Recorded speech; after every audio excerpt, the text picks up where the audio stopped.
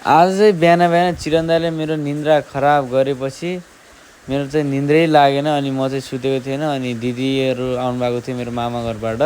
अनि उहाँहरूले चाहिँ फुल लिन जाऊँ भनेर चाहिँ हामी यो नर्सरीमा आएको थियौँ। अनि नर्सरीबाट फुल उठाएर चाहिँ हामी घर गयौँ। अनि घर गएर म चाहिँ खाना पकाउनुतिर लागेँ। आज घरमा धेरै मान्छे हुनुहुन्थ्यो, त्यसैले चाहिँ खाना बनाउनु लागेको थिएँ म चाहिँ। आज स्याटरडे जिम पनि थिएन। अनि म चाहिँ अब यस्तै घरको चाहिँ अब कुकै भनौँ, अब बेला बेलामा यस्तो कुक गर्नुपर्छ। अनि त्यस पछाडि चाहिँ म काममा खानासाना खाएर काममा निस्केको। यो बर्खाको पानी यस्तै त भिजाइहाल्यो नि, एकैछिनमा पानी पर्छ, एकछिनमा घाम लाग्छ। अनि दिनमा चाहिँ यसो टाइमलेस लाग्यो। आज चाहिँ दिनभरि नन पानी परिरहेको थियो क्या सुर्खेतमा चाहिँ। अनि आज चाहिँ यस्तो पानी परिरहेको। अनि कतिखेर घाम लाग्छ, कतिखेर पानी पर्छ, कतिखेर केही हुन्छ। त्यस्तै त हो त अहिले बर्खाको सिजन, कहाँ के हुन्छ थाहा पनि हुँदैन, यस्तै हो। अनि त्यस पछाडि चाहिँ म दिनमा हल्का खाली भएको बेला चाहिँ सामान लिन गएँ। त्यस पछाडि सिधा साँझ घर आएँ। र thank you so much for watching, bye by.